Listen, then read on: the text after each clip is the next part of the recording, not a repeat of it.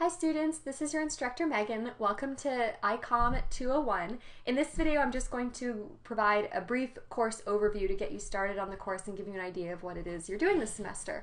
So first, a little bit about myself. My name is Meg McNames and I'm an instructor of journalism and digital media here at Ball State. I've been an instructor of journalism since 2008 and a digital media minor instructor since 2009.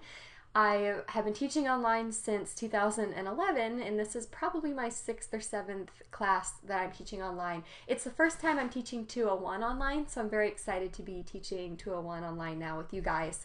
To talk a little bit about the course provides a conceptual introduction to design and critique of digital messages. So what you're going to do in this class is you're going to sort of look at how do you create a website that both meets user expectations and is easy for people to use, and accomplishes some sort of objective for a specific audience. So businesses, organizations, they all have objectives when they create a website. They're not making websites just to make them for fun.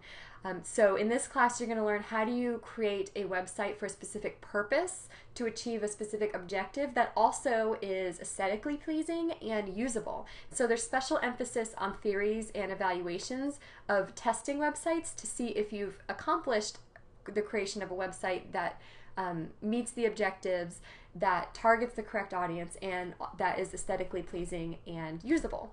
In this class, you're going to be using Adobe Muse. As far as I know, Adobe Muse is not available on campus. In the journalism department, we do not have it on our computers, and I would assume that we also do not have it in the library or other computers just because it's not a piece of software that a lot of departments use, and it doesn't come bundled with the other pieces of software that Ball State buys. So Ball State buys a design bundle that includes Photoshop and Illustrator and InDesign. It doesn't include Muse, so most computers simply don't have it on campus. So even if you're an on-campus student, you're going to have to sort of treat Muse as if you're an off-campus student, which means you'll have to procure it on your own. Now you can purchase Muse as part of a bundle of Adobe products from the tech store for about $300. Unless you're really dead set on using these programs in the future, I probably would not recommend that because it's very expensive. What I would recommend is renting the software from Adobe Creative Cloud. About a year ago, Adobe created what's called Creative Cloud, and it's a service where you can rent their software each month for $30 if you're a student. It's available for professionals at a price of $50 a month. And what I would suggest is about a few days before you need Muse to start your Muse tutorial, go to the Muse trial download and download the trial, and that will give you Muse for 30 days. And then at the end of 30 days, you can spend $30 to have another month of Muse, and that will get you through 2 months of the class. So you'll end up spending maybe $60 to have Muse for 3 months. Let me know as soon as possible if you have trouble finding Muse or if you've never downloaded software and you're just not quite sure what you need to do. I will provide more information about how to get Muse and how to get the trial shortly before you start using Muse in the tutorial week of the course.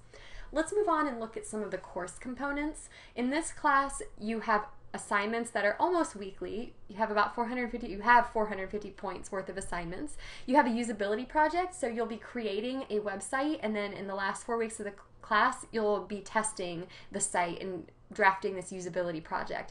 You'll have quizzes almost every week. You'll have discussion board posts that you need to make almost every week. You'll create an annotated bibliography, which means you will do some research and summarize research on a usability related topic. You'll have a final project, which is your website that you'll create in here, and a final exam over the course content for a total of 1,140 points. This course uses Blackboard because it's an online course through Ball State, and so everything you need for the class can be found in Blackboard, and most of it is in the assignments section, the weekly assignments section. Obviously the syllabus is in the syllabus section, and the first thing you should do is download the syllabus and read it. Make sure you know what's in it before you start the class. Requirements and deliverables are clearly outlined in each week's folder for the class and also on the syllabus. So I would suggest maybe printing the syllabus. You can use it as sort of a checklist, and each week when you have things due, you can sort of check them off the print version. As far as contacting me for this course, I do have an office in AJ 244. It's the second floor of the Art and Journalism building behind the Holden Center.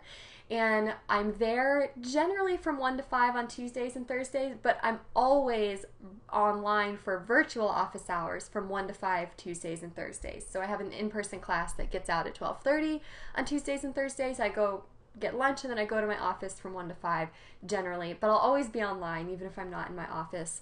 And so you can meet me online, you can try to catch me in my office, or you can just make an appointment. You can go to doodle.com/McNames or click the schedule a meeting button on the navigation bar in Blackboard to set up an appointment with me. During my office hours, I'll be on Skype at BSU McNames, and I'll also be on GChat, which is basically the same chat that Google Plus uses, at megan.mcnames@gmail.com. Now, those are my office hours, 1 to 5, Tuesday, Thursdays. If you see me on Skype or you see me on GChat outside of those hours and I'm listed as available, feel free to send me a message. It really doesn't bother me at all. My email address that you should contact me at is just megan.mcnames@gmail.com. You can also write it without the period, so meganmcnames@gmail.com is fine. Please let me know in your subject line what class you're in. If I get an email that says, hey, what's due this week, I have several classes. I will have no idea who, in the beginning when I'm starting to learn who I have in each class, I'm not really going to know how to help you. So just make sure you maybe put in your subject line your opening what class you're in. And please allow me 24 hours to respond. Most of the time, I'll get your email within an hour or two of you sending it, but I'm not always able to respond. And there are times when I will be out of state for conferences and might not be able to look at my phone for a few hours. So give me 24 hours. I'll try to get back with you sooner than that. If for some reason you don't hear back from me within 24 hours, please don't hesitate to email me again. Don't assume that I didn't read your email or that I didn't feel like responding. Assume that I didn't get it. I do have a lot of filtering in my Gmail account, so I have occasionally had a student email that went to a spam folder, went to like a junk mail folder where I put all of the advertisements I get. So if you don't hear back from me within 24 hours, I won't feel at all like you're being rude if you contact me again and you say, hey, I'm sorry, I'm not sure if you got this, here's what I was asking. The only other thing I want to talk about with email is just make sure that you give yourself enough time to get my response. I am always happy in this class to answer questions and also to provide help with software. If you are trying to do something in Muse and you get stuck, you can send me your file and I will actually make a short video talking about what problem you're having. So I can make you like a 1 or 2 minute video if you ask me a question about how do you do this or that in Muse. If you tell me, I've been trying to get this slider to work, here's what I did, why isn't it working, I can make a short video that says, well, here's what you're doing and here's what you really should be doing. I don't mind doing that at all. Just make sure you have enough time to hear back from me and use what I give you. So if you have a project due Friday at noon and you email me Thursday night at 8, I might not be able to respond until Friday night at 8. I might not be able to respond until Friday at 10 in the morning, but then you only have 2 hours to take my response into account and change whatever it is you were doing. So just keep that in mind. One tip that I give in all of my classes, assignments are due Fridays at noon in this course. After you submit your assignment, I would suggest immediately going to the next week's folder and just looking over what you need to do. Even though your assignment is due Friday, don't wait until the next Monday to look at next week's folder to see what's due, because there are some weeks that are a little bit more involved than others. And I've tried to make that clear on the syllabus so that you can see when you have more readings one week than another and you can kind of plan ahead. But I would always suggest on Fridays, when you turn that assignment in at noon, immediately go to the next folder and just kind of look over the materials and make sure you know if you need to get started right away or if you can sort of wait till Monday or however your schedule works out for you. And of course, if you have questions, ask. That's all I wanted to cover in this video. I really look forward to working with you in this course.